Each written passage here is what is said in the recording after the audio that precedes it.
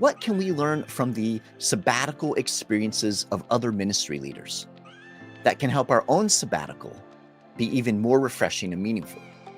In this episode, I'm joined by Jimmy Dodd, founder and CEO of PastorServe. For over 24 years, PastorServe has been coming alongside of pastors, ensuring that no pastor walks alone. Jimmy has served as a church planter, a lead pastor, and a teaching pastor. He's written a number of books, including the best-selling Survive or Thrive: 6 Relationships Every Pastor Needs. Together, Jimmy and I take a close look at the sabbatical that Jimmy recently completed. Jimmy shares from his own experiences about how he prepared for sabbatical, what he encountered during his sabbatical, and even some mistakes that he wants to encourage others to avoid. Are you ready? Let's go.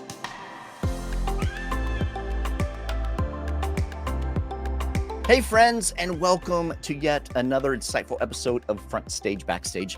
I'm your host, Jason Daye. And each and every week, I have the honor of sitting down with a trusted ministry leader and diving into a conversation on an effort to help you and ministry leaders just like you embrace healthy, sustainable rhythms for both your life and ministry. FrontStage BackStage is proud to be a part of the PastorServe network. And not only do we have a conversation every week, but we also provide a toolkit for you and the ministry team at your local church to dig more deeply into the topic that we discuss. And you can find that at pastorserve.org/network, where you'll find additional resources, including a ministry leader's growth guide. And again, this is an opportunity for you to really dive into what we discuss in today's conversation. So be sure to check that out at pastorserve.org/network. Now at PastorServe, we love coming alongside of ministry leaders and pastors, and our team is offering a complimentary coaching session. So if you'd like to learn more about that, you can find those details at pastorserve.org/free session. So please be sure to check that out as well. Now, if you're following us on YouTube and watching us today, please take a moment to give us a thumbs up and then drop your name, the name of your church, in the comments below. We love getting to know our audience better, and we'll be praying for you and for your ministry. And whether you are watching on YouTube or listening on your favorite podcast platform, please be sure to subscribe, to follow. You do not want to miss out on any of these conversations. Super excited for today's conversation because we have a returning guest who many of you know quite well, dear friend, Jimmy Dodd. Jimmy, welcome to the show. Hello, Jason. Good to see you, my friend. Good to see you, man. It's been a while, and there's a reason it's been a while. You haven't been on the show, and we're going to get into that in today's conversation. But it's good to see you, and excited to really. What we're doing today is we're really kind of digging out of you from some recent experiences that you've had, and allowing all of our viewers to learn from your experiences, which is always great whenever we can tap into someone else's knowledge. So excited about that. And so today we are going to be talking about sabbaticals, and specifically you have agreed to let us kind of put your sabbatical under the microscope. You recently returned from a sabbatical, and we are going to dive in and really take a look at it and see what we can learn. And we appreciate your vulnerability, your openness, your honesty. I think it's going to be a gift to our audience. So thank you for jumping in and joining us on this ride today. It's great to be here. And I kind of thought I wasn't on the podcast because you blackballed me because I'm a Liverpool fan cheering for the right team. Oh man, or you're on the dark side cheering for Manchester United. We could talk about the power of friendship, how it's overcome even massive differences. That's not what we're talking about today? No, because depending on how the season continues, there'll probably be a lot of prayer around friendships. But hey, we're still friends at the end of the season. we're willing to take any win we can take, even if it's against a freshly promoted team. We'll take that win, and which we got this past weekend. So hey, good for you guys. All right, okay, sabbaticals. Yes. All right. Yes. Back to sabbaticals. Back to sabbatical. Okay. So Jimmy, you recently returned. You had a sabbatical this summer, and first, let's talk about the importance and value of sabbaticals. Every time we talk about sabbaticals, we want to remind and encourage pastors and ministry leaders about the value of a sabbatical. So, Jimmy, let's start there. Why are sabbaticals important? Yeah, because I think that we have built in this rest that we have to have. I think that we have these rhythms in life. I think that they're from God, and I think that He has just created these very, very natural rhythms that we have to take days of rest. We just have to have days of Sabbath, and I think we have to have times of deep, deep rest. And I confess to you that I've been terrible at that. I've been absolutely terrible, and I've had a million reasons why I have not sabbaticaled. I just have to keep going and keep the ministry going and everything else. And God has just laid some deep conviction on me that as I talk about this with so many pastors, and yet I have not sabbaticaled, that we just thought I've got to plan a sabbatical, because I think that, I mean, like in one sense, I believe it's disobedience. Now I know that that's easily said, because there's a lot of pastors that would say, I would love to have a sabbatical if my church would like allow it. So I'm not trying to, to heap on any shame or guilt, because I know that there's lots of cases in which it's just not possible. But I also know there's cases in which it is possible, and yet people just don't do it. And so I just knew that just to be true to God's rhythms that He has created in my life and in the world, that I needed to take some extended time and rest for the first time in 42 years of vocational ministry. So I was overdue. Yeah, I would say so. And the good news is you took your sabbatical, and those of us who were left behind did not, destroy the ministry while you were gone. Imagine that. Right. Well, it was very humbling, because actually you fixed a lot of things while I was gone, which is a part of a sabbatical you've got to be realistic about, is, hey, what happens when things go really, really well while you're gone? And I think that that's a big thing. I think that we have to make sure that we talk about here. Yeah. No, that's good. That's good, Jimmy. Now, one of the things is, as you kind of mentioned there, that some people find themselves in a situation where they feel a sabbatical is not even possible. And there may be some maybe extreme circumstances where that's true. Right. But I think you and I both agree, we've had these conversations before, that there are times, I remember for myself, even as a ministry leader, as a pastor of a local church, that we really could take a sabbatical. We just make a lot of excuses as to why we can't, right? Sure. Because we're indispensable, right? Because things will just, not go well if I'm gone. They might even crumble if I'm gone. Massive amounts of excuses, which are almost always not true. But I think that there's a small toolbox with Satan, and a huge lie is that he whispers to us and says, you know what, you can't leave. You're indispensable. You've got to stay around. They have to have you. And those things just aren't true. Yeah. And even beyond the indispensable argument, which none of us would like to admit that we might think that way, right? Although oftentimes we might. But there, I think of so many solo pastors, for example, right? They feel like, hey, realistically, I can't just go and take off on sabbatical because not that I'm indispensable, but I just don't have others necessarily around me that can help keep things rolling. So Jimmy, what do you say to those situations where it's not just, I feel like the church can't make it without me, but those other hindrances or kind of mental blocks we have, thinking, oh, there's no way we can figure this out to even make this time away possible. Well, yeah, I think you have to be a lot more, I believe, just overall, just very, very creative in those times. And I think there are ways that you can do it. I think that there's ways that you can ask others to step up. And I mean, like, it might be if you could step up for a week, and if you could step up for a week, and you can step up for a week. I think that there's ways that we have to be really, really creative and really trusting of other people. But I think that there are ways that we can make this work. I think in some cases, it's going to take a lot more work. It's going to take a lot more prep, but I think it's possible. Yeah, definitely. And I've heard pastors who have actually reached out to other larger churches that have multiple staff Yeah, members there you and go. just explain, hey, I have this opportunity. I'm working on this opportunity for me to take a sabbatical because I haven't for, 42 years Right. or whatever it might be. And even talking to them and saying, hey, will you loan, your student pastor or one of your associate pastors and if you talk to enough churches I love nearby, that. Yeah, right, you great can idea. get 4 weeks, 6 weeks, 8 weeks, whatever covered. Yeah, So I love what you said, being creative, because I think that's part of it. And so we want to encourage those of you who are watching or listening along, regardless of what church you're in, whether it's rural, urban, whether it's a mega church, whether it's a normal, typical church in the U.S. at least, a church of 200 or less. That's not unusual.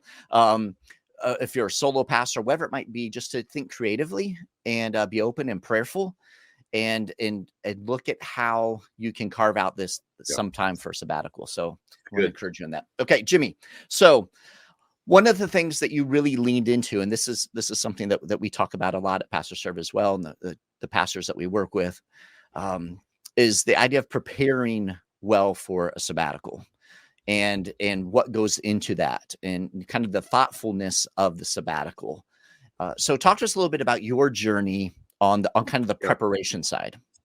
Yeah. So I think I did a lot of things right. I think I did some things very, very wrong.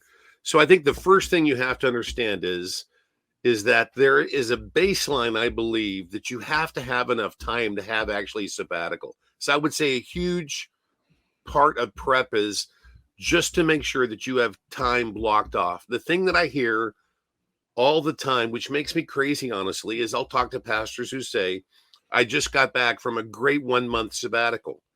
And I'll say, that's a wonderful extended vacation, but that's not a sabbatical, because I think it's actually impossible to take a 1 month sabbatical, because I think a part of that sabbatical is that your brain and your mind, you just slow down enough where you're able to really disengage.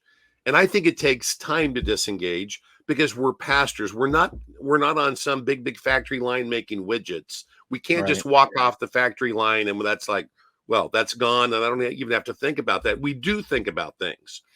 And we think about people, we think about situations, and we think about crises in our church and marriage and on and on. And it takes time to unwind from that. Now, I mean, like, it took me, and it was crazy. And there's, I think, some reasons why, because it was bad prep. It took me about 6 weeks to really feel like my mind and my body had slowed down enough where I'm really disengaged and I'm actually on sabbatical. It took me like 6 weeks. And so I think it takes at least a few weeks, at least a couple weeks, just to really kind of just to slow everything down.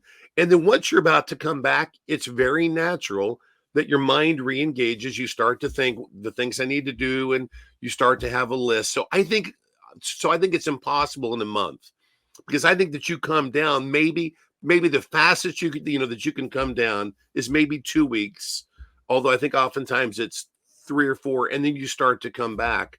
So, I mean, to be gone for a month, that's a great extended vacation, but that's not a sabbatical.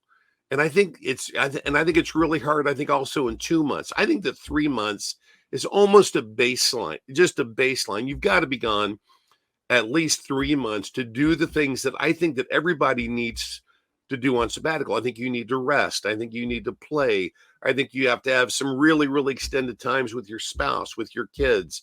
I think you need to have some time to be quiet and just to really, really listen to God.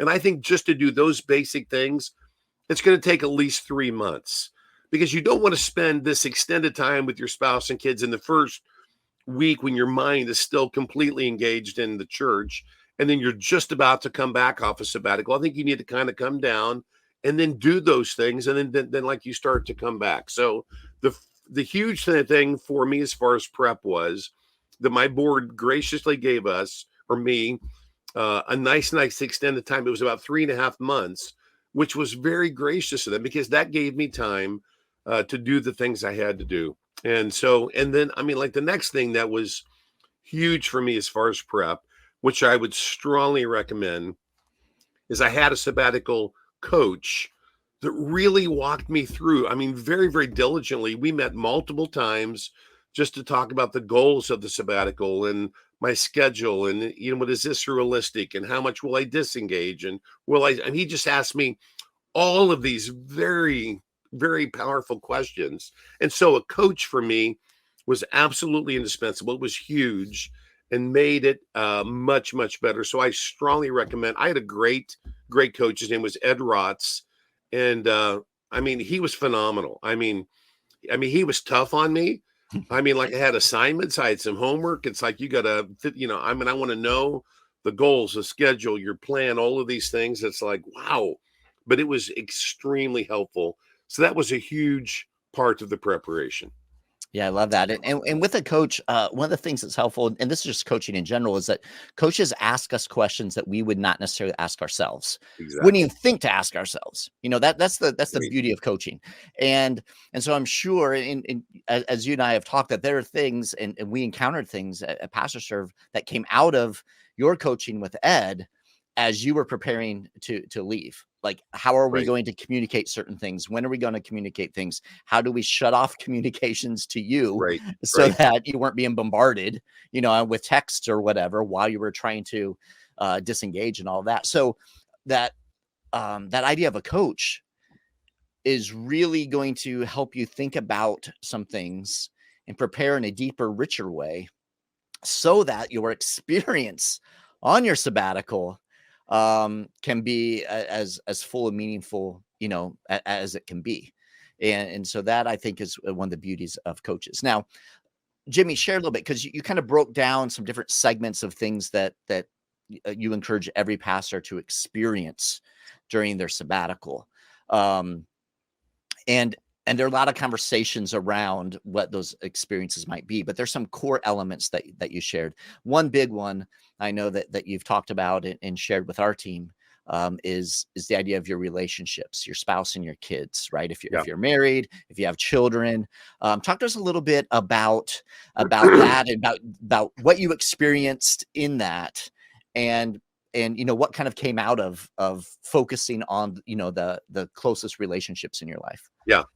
And that's a great question. And I promise I will answer that question. But let me back up just a bit here. Sure. Because I think that there's a whole aspect of prep that I was absolutely terrible at. And I think that there's times in which we learn because we make just massive mistakes. And it's like, okay, the big lessons in life I've learned, not because I did that well, because I just blew it terribly and I learned from it. I made a massive, massive mistake in prep. I think that it's a lot like a fast. I think you need to wean yourself into, a sabbatical. I think you need to prep yourself by starting to slow down before you start a sabbatical. So I would say, I would really, really encourage you that in the month before you start a sabbatical, start to work just maybe some less hours every week. So if you work, I hope you don't, if you work 80 hours a week, well then 3 weeks out, work 60, and 2 weeks out, work 40, and 1 week out, you're going to work like actually 20, and just kind of work into it very, very gradually. I think that you need to not make any big decisions. I think you need to not make any big staff hires. In the month before you leave, but you need to work into it very slowly so that once it actually starts, it feels very, very natural.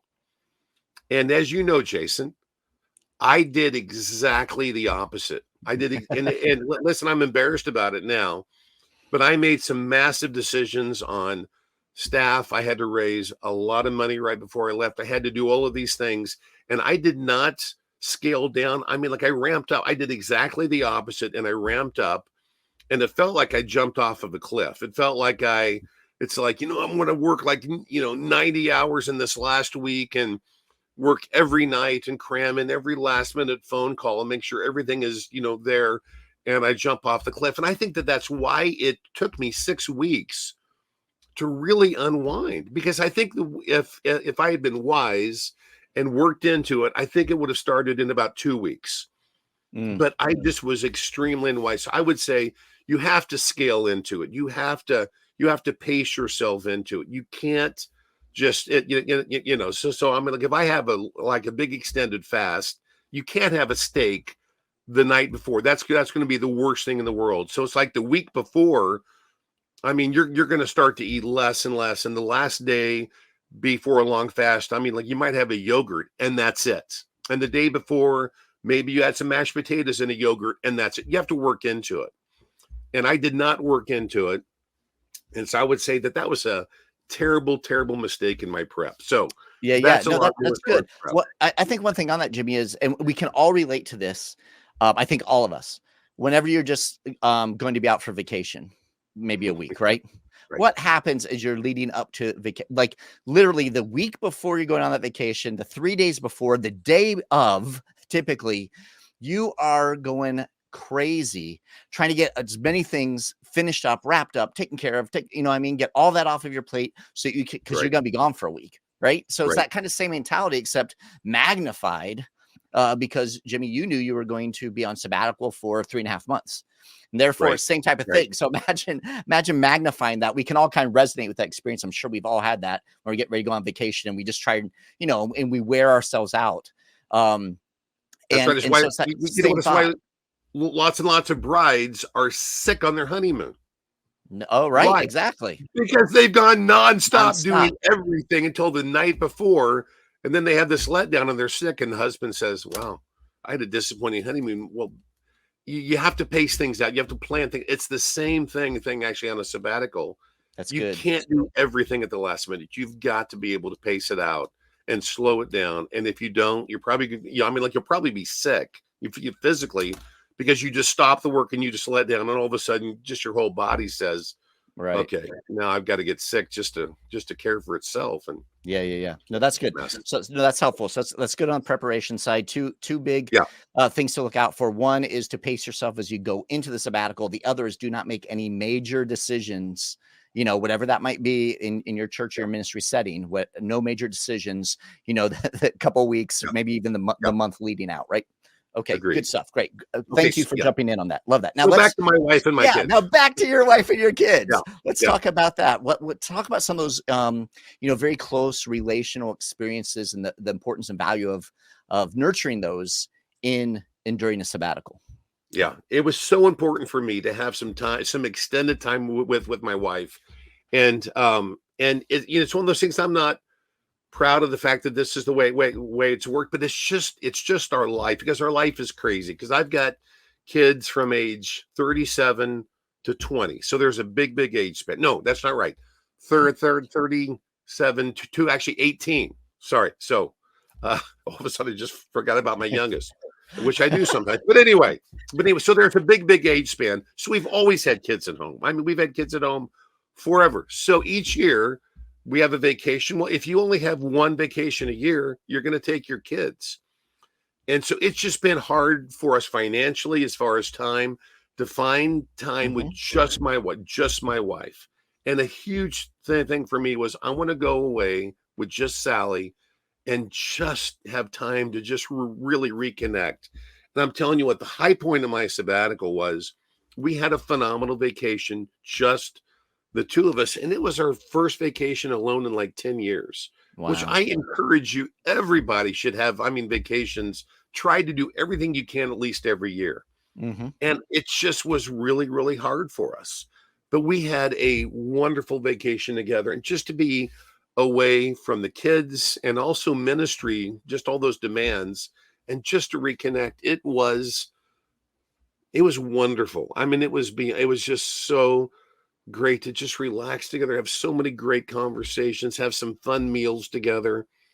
And there was a church that was very gracious to us and says, hey, we have a place on the Oregon coast. It's yours. Just go and just stay there. It was like, really? Incredibly kind to us. And so that was just an incredibly fun, just relaxing time. It was just very, very important. And then my kids and I had some great extended times together. A lot more time than usual. So they think the key, the key is, everybody says, so like, was it a good sabbatical? And I said, yes, I know it was, because my wife and my kids would say it was a good sabbatical. So if they say it was good, you know what, I know it was good. Yeah. Because I got to spend a lot of time with them, which was glorious. That's good. That's awesome. And so very important component of a sabbatical.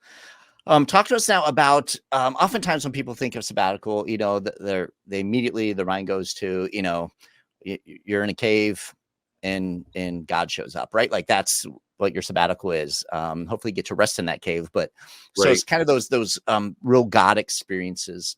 I know that you had some special things happen during your time.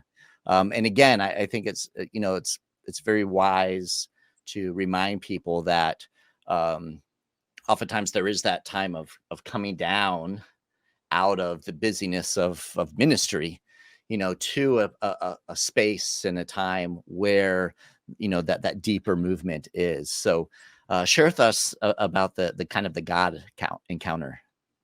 Yeah. Well, for me, I think that I wanted to feel free, to not feel shame for doing lots and lots and lots of ministry things, because I think that there is pressure to, okay, you're on sabbatical, so that means you need to go see 5 big ministries and just ask some questions so you guys can grow, and you need to read all of these ministry books, and you need to catch up on all the ministry podcasts.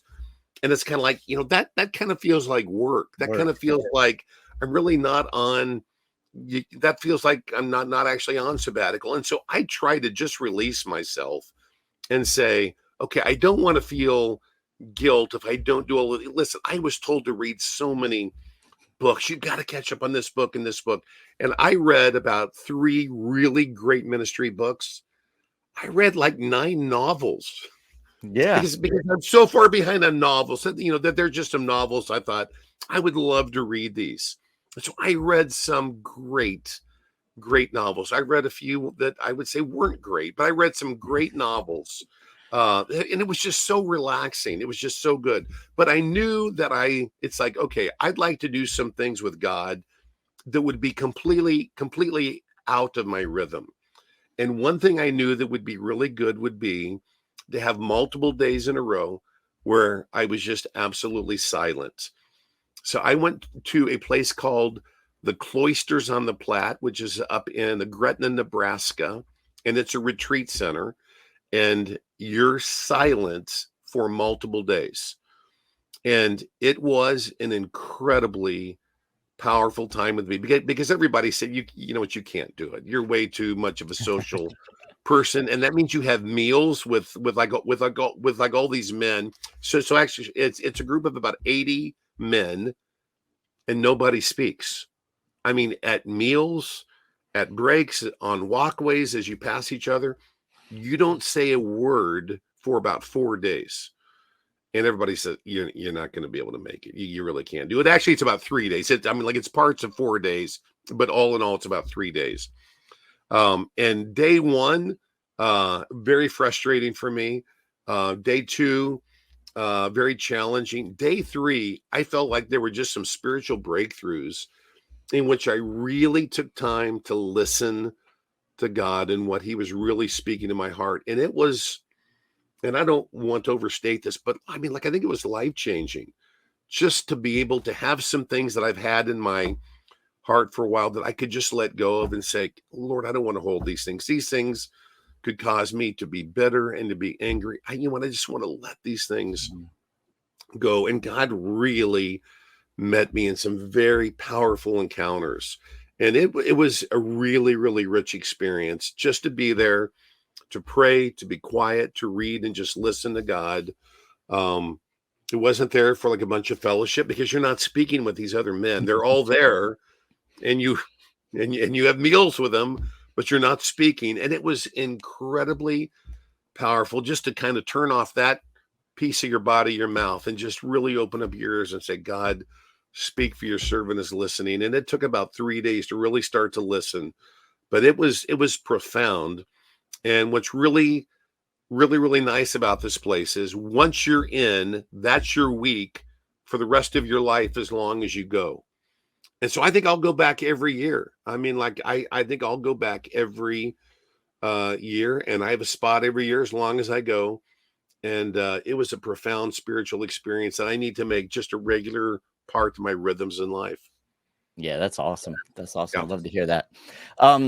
So One of the other components we talk about, time with family, relationships, encounters with God, and then there's the whole kind of just rest component, right?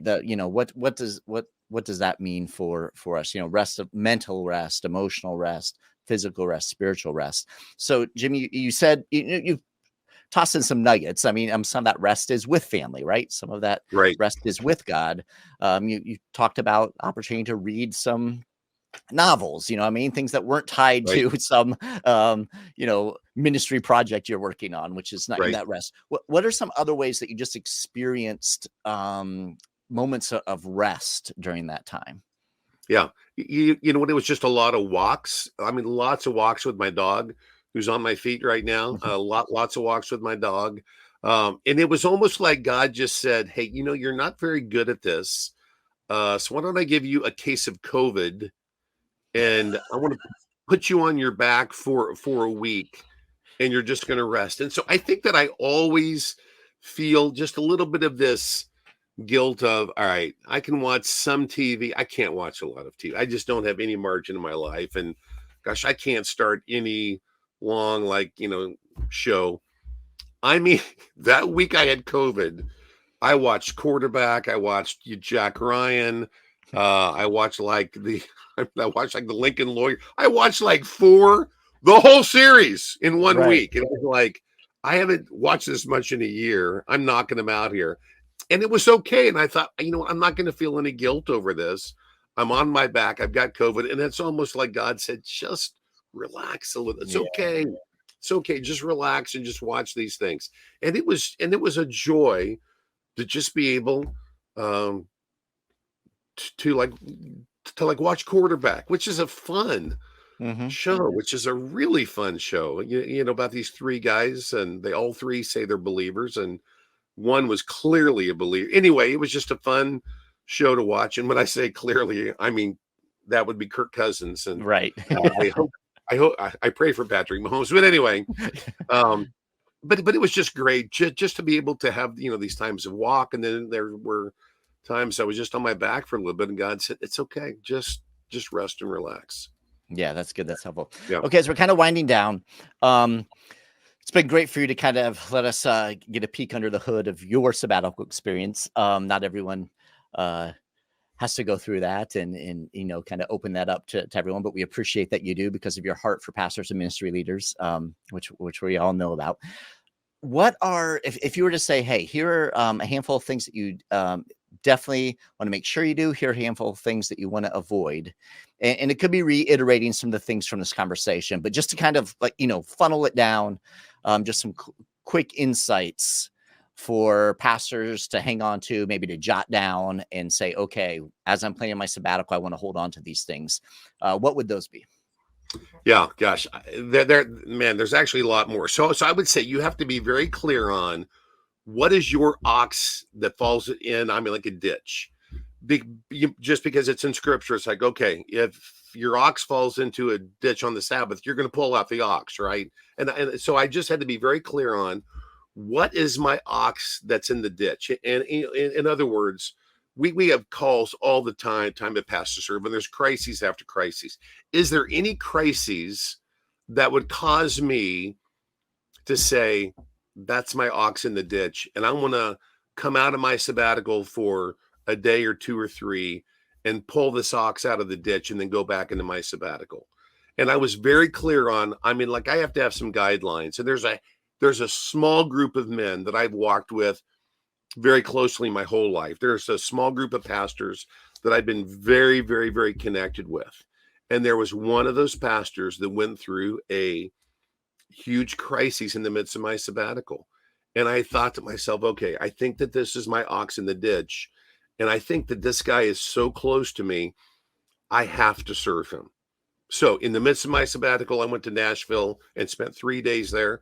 And it was really, really important days just to love this brother and just to care for him, because we're very, very close. So I think that you have to be very clear on what's that for you, and just make sure that that's established before you start. Because if you don't establish that, then everything will be the ox in the ditch. It's like, well, I have an elder and he's in the hospital, I have to go back. oh my gosh, here's a huge wedding that I should probably be doing. I should probably go back. And you're just going to go back for everything. So I think you have to be very careful there. And then I would say, you know what? You've got to trust your leadership team.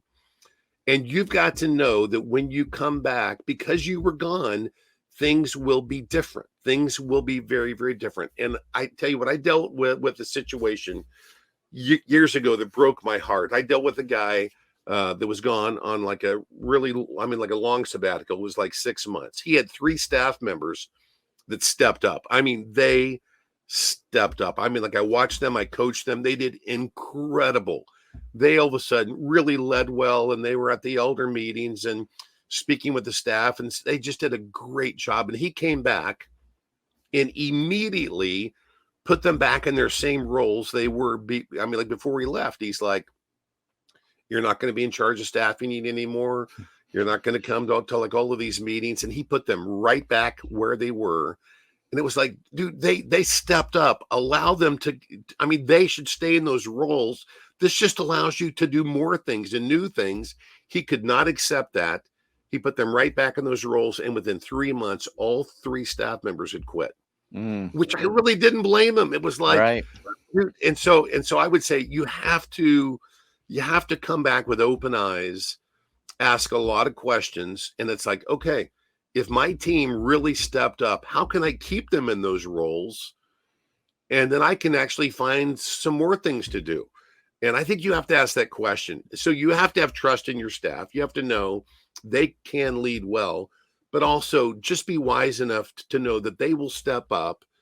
And you got to ask the question, who stepped up and did well? Mm-hmm. And so PastorServe, like we left and I was a decision maker. And I come back and it's different. And we now work, very much in a team, because it's like we had 3 staff that stepped up and led the ministry well. Like beyond well. And so I'd be a fool to not allow those 3 people to stay in those roles and continue to lead the ministry.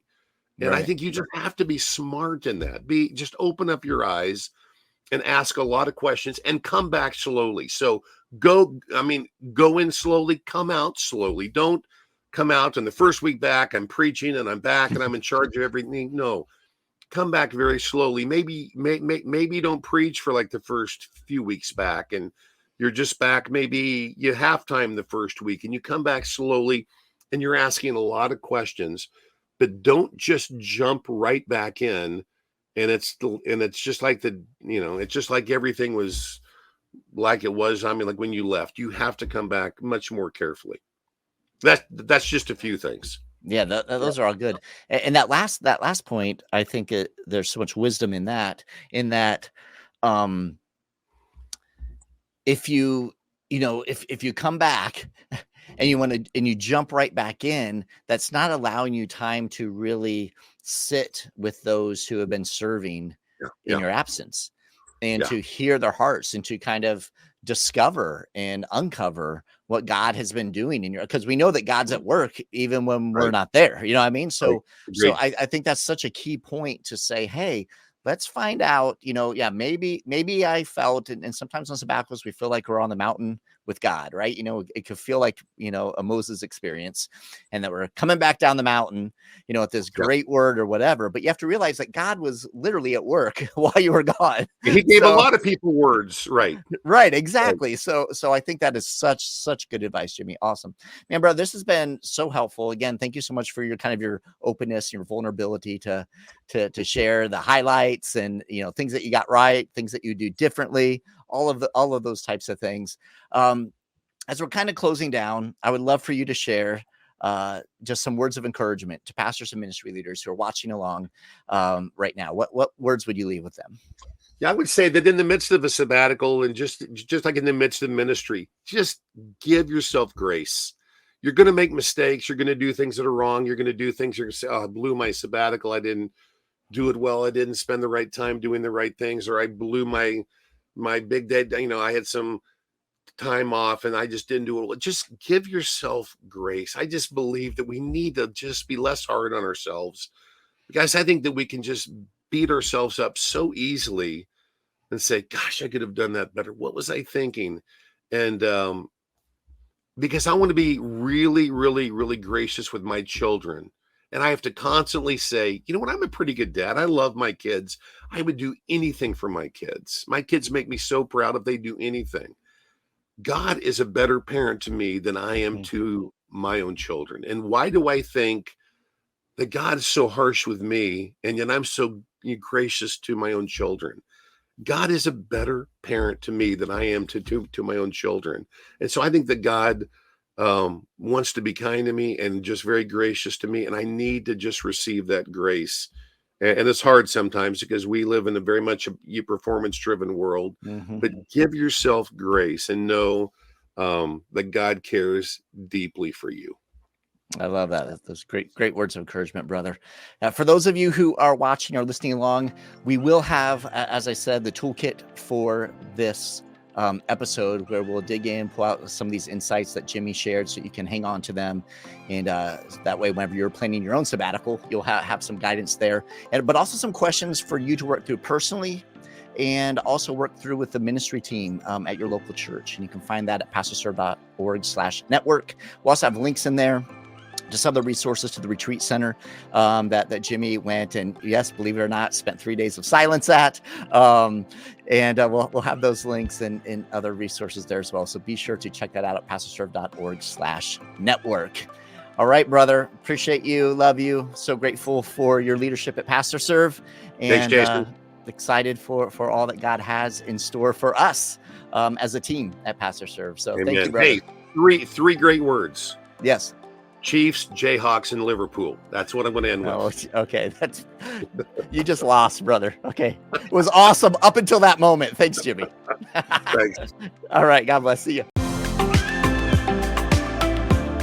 Now, before you go, I want to remind you of an incredible free resource that our team puts together every single week to help you and your team dig more deeply and maximize the conversation that we just had.